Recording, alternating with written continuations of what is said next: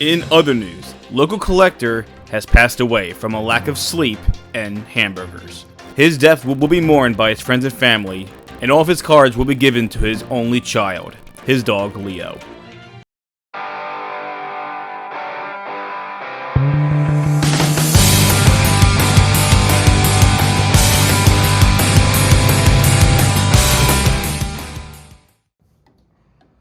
Ooh, I really wish I didn't sell that now.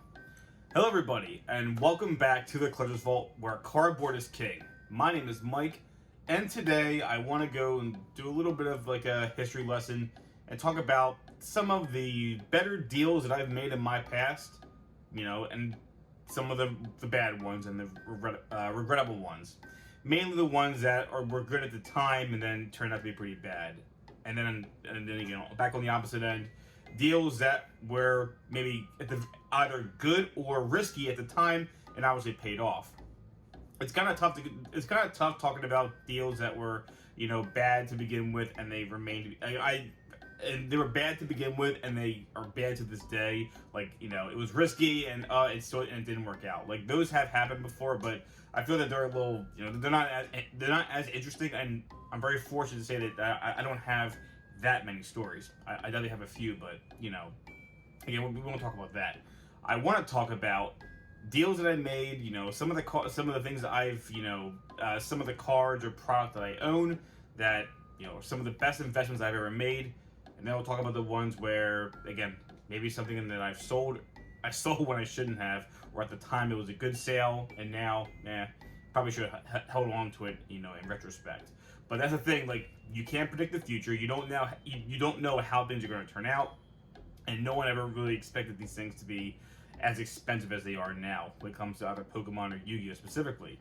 And so let's talk about some of the best things that I've ever done. I would say one of them is when I found my very first Blastoise first edition from the base set.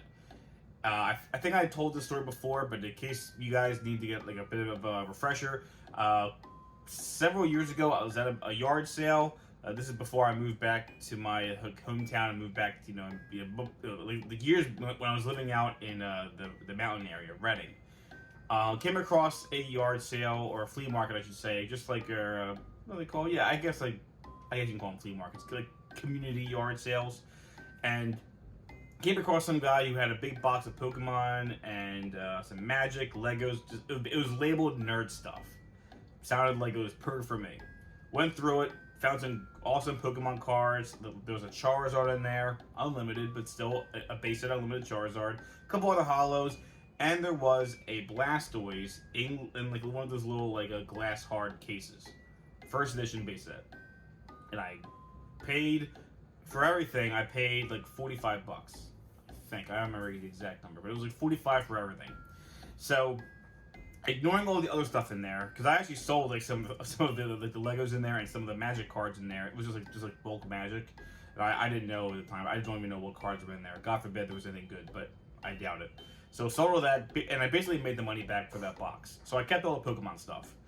And if you want to just use that as a base, remove all the other cards. Let's just take a look at the Blastoise.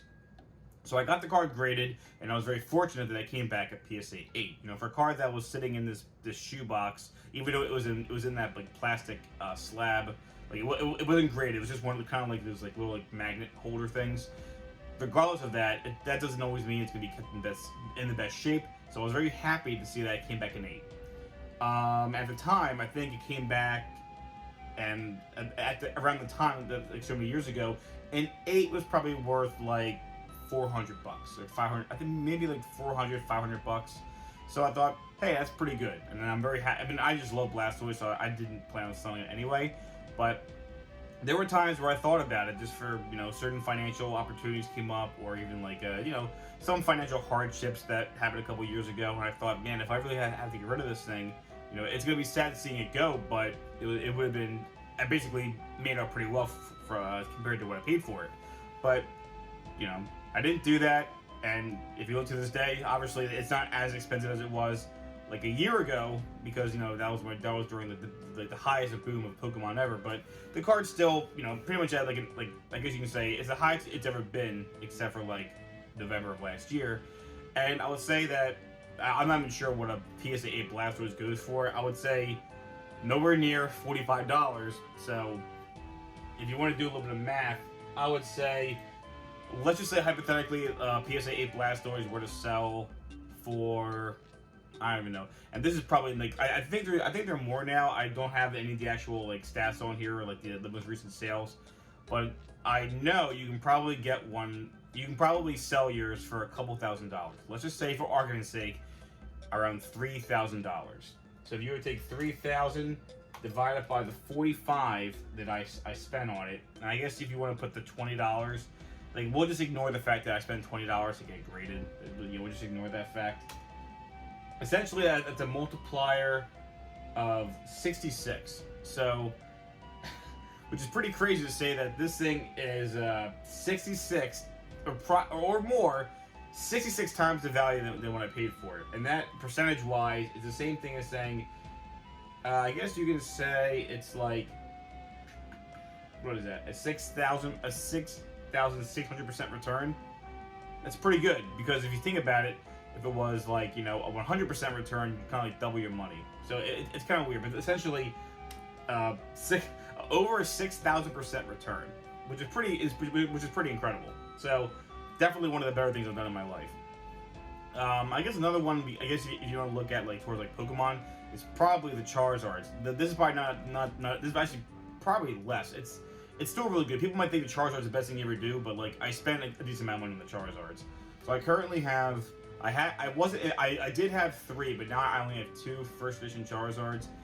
I basically sold it because I thought it was a good time to sell, and I actually sold right before the big spike in like October, November of last year. So bummer for me, but still made out pretty well on the initial investment of $800 for when I bought my lower graded Charizard, and that sold for several $1,000s. So right there, did pretty well with that. The PSA 8s, however, again, I'm not quite sure what the PSA 8 goes for. It fluctuates, and they actually keep getting like, it seems like they're getting like kind of like, they keep like, it's like a bit of a roller coaster, but they are pretty affordable compared to what they were last year. Like last year, they were reaching like $40,000, which it's pretty obscene. So I would say if you really wanted to, you can probably get one now for like under $20,000. So let's just say, for argument's sake, I don't even know. Let's just say 12,000. They're probably worth more, maybe less. I'm just gonna say you can probably say 12,000 is a very generous number for what you can get a PSA 8 Charizard for, first edition base set. So initially, I did actually spend a decent amount of money on those things. I didn't buy them back like in the early 2000s when they were. Gosh, you can get those things for like only a little over $100. I think even like a PSA 10 first ed Charizard at one point, like maybe like close to 2006, 2007. I think they were under like $200 PSA 10. It was just a different. I know that sounds ridiculous, but it was just a different time back then. So I spent a decent amount of money, like several $1,000s, like collectively for the 2 of them. They were separate purchases. I think like on average, I don't even remember. I would say maybe around $5,000 for both. So if you want to use $5,000, I have my little calculator here, as your base, and let's just say you were to sell, I mean, actually, this is pretty simple math. If you spend $5,000 on both, on average, $2,500 a piece. So now, if they're around $12,000, that's it. It's not the biggest percentage jump. It's like like it's almost like times 5, probably more. Let's just say on average around 5 times what I paid for them. And that's pretty good. That's a 500% return. Technically 400% if you minus what you actually paid for them. But you can say it's a multiplier of 5, like a 5,000% increase. So that's pretty. 5,000%. Getting mixed up here. 500% increase. So pretty good. Again, not as good as the Blastoise. And I want to say probably my other really good. Gosh, there's so many other cards I got, but some of the biggest ones is. This is probably the biggest one. It's probably this. I don't have a lot of really old sealed product boxes. I just, I was foolish back then and I didn't buy as much as I wanted to. But at one point, I do remember, it was a Yu-Gi-Oh! Regional. I know it was the Nationals back in 2017, I want to say. Yeah, I think it was 2017. and there was a table there selling old boxes. I should have bought all these boxes, and they had, among many other boxes, Cybernetic Revolution First Edition boxes for $70. I'm pretty sure it was $70. And I said, of all those really cool boxes, I thought that would kind of just hit me like, wow, this thing is Cyber Dragon, Bubble Man, all these cool cards. And this is actually before I knew about the difference between retail and hobby boxes. It was a retail box, regardless, $70. And I said, sure, what the heck, I'll buy the one. It's kind of like a fun little thing. It was like a fun little investment, but I was even considering selling it for $100 to some guy. Some guy was going to give me $100 for it. Like, this is after the event. So he couldn't just go to the table and buy them. So he wanted to give me $100 for it. And I was considering, like, it's probably not, that's not bad. You know, I make $30 out of it.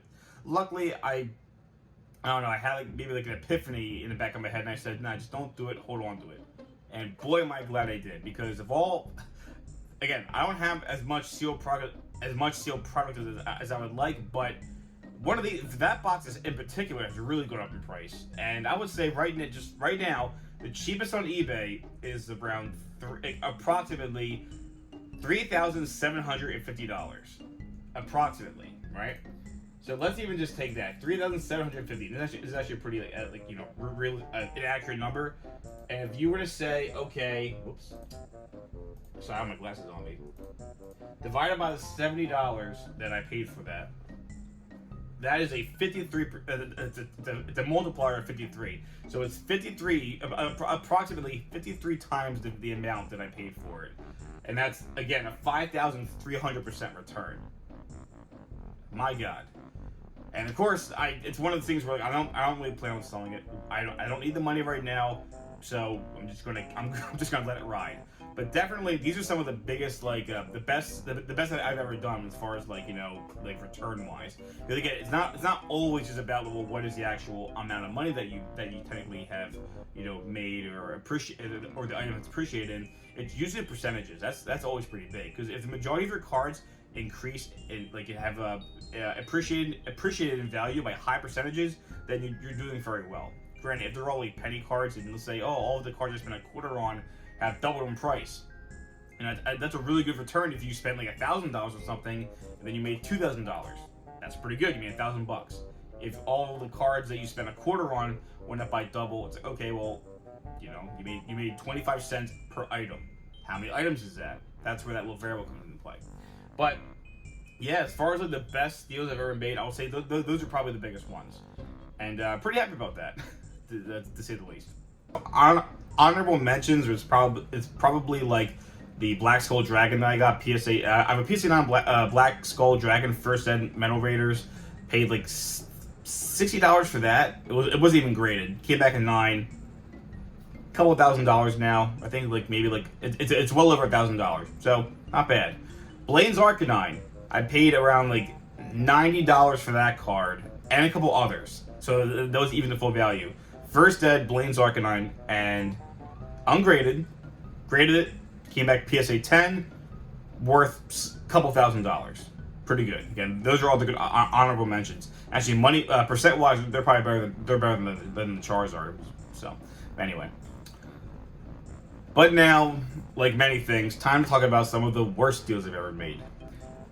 One of the bad deals the worst deal I've ever made, and I really regret this, is because it's probably when, it's funny because I was just talking about Cybernetic Revolution, it's probably when I sold my Cyber End Dragon Ultimate Rare First Edition PSA 10. I know you might think, well, Mike, did you really own one of these things? I did. I don't have it on me because I did sell it. I sold it back in 2019. No, when was it? I had the YouTube channel. I want to say it was 2019. When did I start this channel? 2018, 2019? I forget. Anyway, I sold it. I'll have a link down below to the video where I got the PSA return. It was in my PSA return video, and I have it. It was a Gem Mint 10, and I remember at the time I looked it up, and there were only 3 of them in existence. Now I'm on PSA's website right now for the population report, and the PSA 10 is probably the most accurate number on here, because anything lower than a 10, there's always a chance someone cracked it open and resubmitted it to get a 10. Because obviously, if it comes back at 10, no one's cracking it open. But now, I mean, I'm not that surprised because of just the popularity of getting your cards graded and setting things up to PSA and back and all that. So back when I got my Cyber End, there were only 3 in existence, which I don't know why I sold it. Now there's 8, so 5 more are now in existence, PSA 10s. Now that doesn't mean like all the cards are worth less, because it's such a hard card to find. Even just a near mint condition, like raw, is really hard to come by, especially at a fair price. Because they're going for obscene numbers. I'm not even sure what they would go for now, but like you have to understand, like a PSA 10 card of like that's that rare and iconic, you can probably get whatever you wanted for it. I sold it at the time for $1,000. I don't know who the seller was. I'm sure it like that sale is now just gone in the eBay like archives. Like, I don't know if I can ever find that sale back in like my history on my account. But yep, I look back on it now. It was good. It was a really good deal at the time. It paid for all my other submissions. It paid for all the other cards that I purchased and everything. It was a very good deal at the time, because like there was none on eBay. Again, I only had one of 3 in existence supposedly. So I said, cool, I can pretty much get whatever I wanted for this card. And this is back when spending like a couple $100 on a PSA 10 was like, whoa, that's a lot of money. And now, God. So I asked for $1,000, and I got it. I mean, it was, I think a guy did like a best offer, and I gave to him like a little bit of a discount, like maybe I think it was maybe like $9.75. So, and then obviously after fees and stuff, and technically I probably only like netted like a little under like $900, but still, let's just say I sold it for $1,000, right? Great, it was a great deal at the time. Probably my biggest sale I ever did on eBay for like $900, because I really regret it right now, because how often are you ever going to see a PSA 10 Cyber End Dragon? Oh God. Again, if you guys don't believe me, I have a link down below to it's one of my oldest videos where I got my PSA return, and yeah, it was a first edition Ultimate Rare Cyber End Dragon PSA 10. Oh, I can't believe it. And I think I bought the card near mint off a guy on Facebook that I knew, like one of those like collectible like pages, and I remember I spent $200 on that card, because I knew the card was. I saw the card and I'm like, this is flawless. It's like from the pictures and the images he sent, the videos, I'm like, my God, this is. I believe it to be flawless. Even if it didn't get a PSA 10, I thought, wow, this would be like just a great card to have raw in this condition.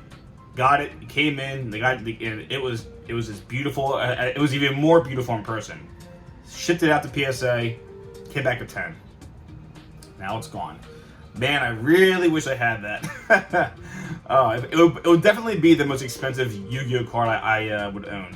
But oh well. Again, feels bad. But again, and this kind of goes back to a point I made plenty of times before. You can predict the future. I didn't expect the card to be worth this much like a couple years later.